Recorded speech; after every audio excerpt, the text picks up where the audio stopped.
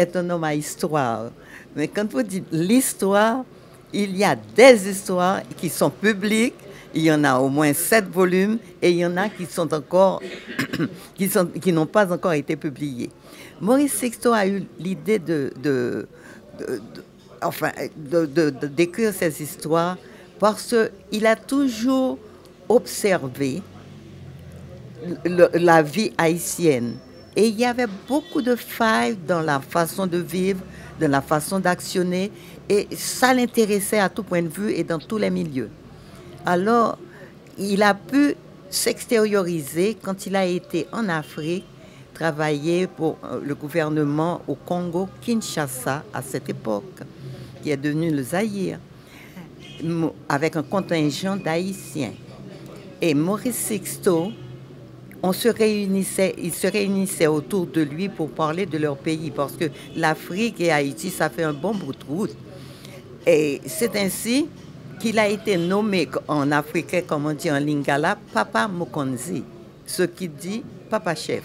Moi, petite la prédit, et en bas, mon cher, un gros livre là, l'a regardé ça, li pas ouais, si Saint-Anise, nan gros livre. Un jour matin, m'te besoin professeur à Bonnet, malakaïli. Faut me dire où professeur a terre avec madame ni, yon c'est madame ni, yon petit garçon, 17 ans, le gen qui relè Robert, yon petit fille 14 ans qui relè Chantoutou. Mais Chantoutou a l'aime gade li. Pour 14 ans, il était bien vinil, il gen gros os, ou est son petit monde qui nan soin yaï. L'aime voyager, m'gade Saint-Anise, et puis m'gade Chantoutou, m'te kon demandé si c'est nan G maman, Chantoutou fait. S'il se saute nan G maman, le tombe à terre. C'est Saint-Anise qui fait de l'autre côté. Moi, j'ai rencontré Maurice Sixto après des années. J'étais au Canada avec ma fille pour question de santé. Il me fallait laisser le Canada pour un pays plus chaud. Et ce n'était pas dans mes idées de retourner en Haïti. Alors, j'ai choisi l'Afrique. Et j'ai été accueillie par Maurice Sixto en Tata Mokonzi, c'est-à-dire Papa Chef, avec un groupe d'Haïtiens. Je dois vous dire que l'accueil, il me connaissait comme Madame Torchon. Et l'accueil qu'il a fait à Madame Torchon m'a vraiment touchée. Il s'est mis en frais. Il m'a prise à sa charge avec ma fille.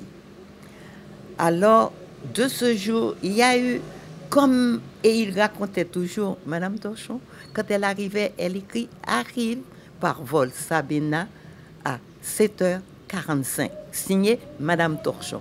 Il dit, voyez, elle n'était pas cavalière du tout.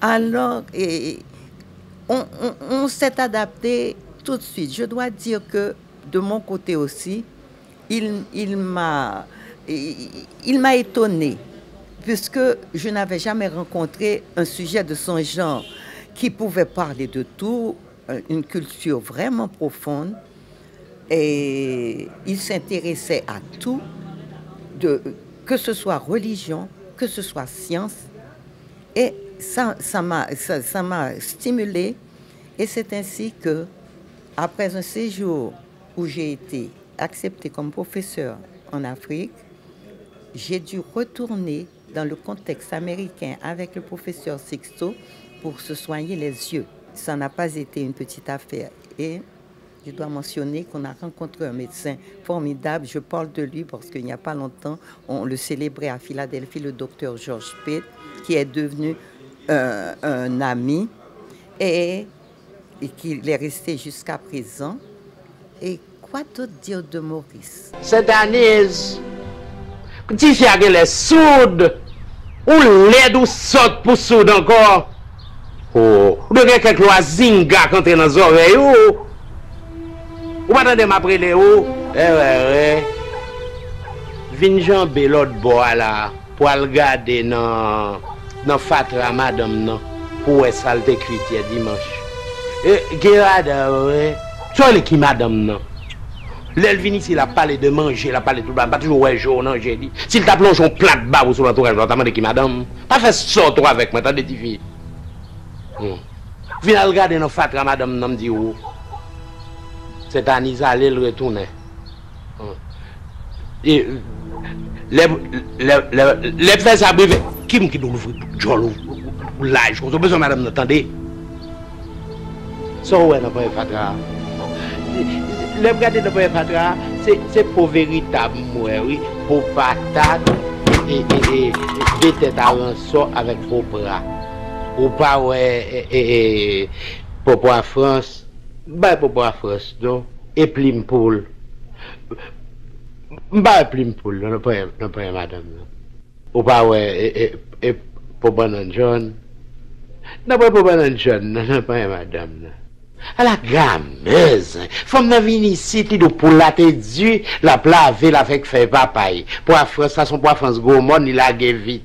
Banan John, est tellement long, c'est yon, c'est la bouille. Gameuse, menteuse, tout ce monde qui m'aime, j'ai avec vous. Mais pourtant, on a fait gamme comme ça, on menteuse, parce que voleuse, lié. Tu vois, même moi, voler à faire mon. Mais tu vois devant moi. Maurice est encore en vie pour moi. Et pas seulement pour moi, les jeunes qui connaissent ses œuvres m'ont posé la question une fois à la télévision. J'étais dit, mais où peut-on voir Maurice Sixto? J'ai dit non, il nous voit, mais nous ne le verrons pas. Maurice, j'ai décidé, avec l'aide de Madame Séjour, d'ouvrir, parce que son rêve était de retourner au pays. Voilà ce qui, surtout, a été mon but principal, de le refaire revenir au pays. Et je peux dire que Maurice est retourné par la grande porte, parce qu'il a trouvé les bras ouverts de partout. Et Madame Gertrude Séjour a tout fait pour tenir sa pensée vivante. Et je dois encore retourner en Haïti en juin, parce que Madame Régine Monosier et Joli Cœur va présenter quelque chose en son honneur.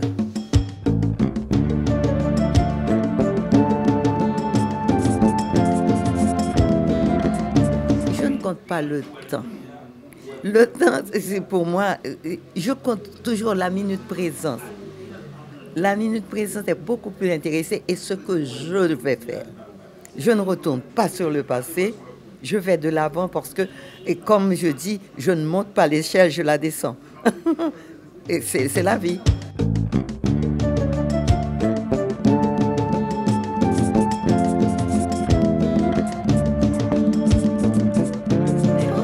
Ça, c'est encore pire. Ne parlez pas d'âge, parce que moi, je ne fais pas mon âge et je ne la dirai pas. Parce qu'une femme qui dit son âge peut tout dire.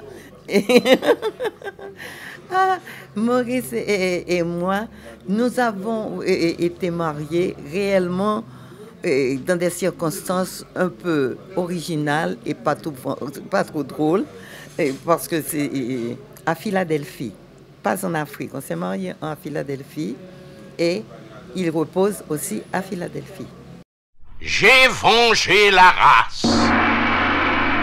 En 1965, je rentrais à l'Opéra de Paris, qui venait de retrouver sa jeunesse et sa beauté. Le sombre manteau déposé par Lézon sur les célèbres épaules de cette grande dame ne cachait plus l'élégance de sa ligne. À cette époque, M. André Malraux, ministre de la Culture du général de Gaulle, faisait ravaler plusieurs édifices et monuments historiques de la ville Lumière. Cependant, en passant par la rue Thibault, je pouvais constater que l'auteur de la condition humaine, malgré toute sa bonne volonté, n'aurait pas pu réparer l'irréparable outrage fait par les pigeons et le temps au vieux bâtiment qui logeait notre ambassade. Le siège de notre mission n'avait pas changé de visage depuis que j'avais rendu visite quelques années auparavant à notre ambassadeur en compagnie de trois de mes amis. Nous avons été reçus, je m'en souviens, par un huissier français qui nous avait dit un peu solennellement « Son Excellence vous recevra certainement, mais vous aurez à faire preuve de patience, car monsieur est très fatigué. » Je n'ai pas manqué de sourire. D'avoir travaillé pendant quelque temps dans 2 ambassades étrangères à Port-au-Prince me permettait d'affirmer à mes amis que je n'avais jamais rencontré un seul diplomate souffrant d'anémie à cause d'un surcroît de travail.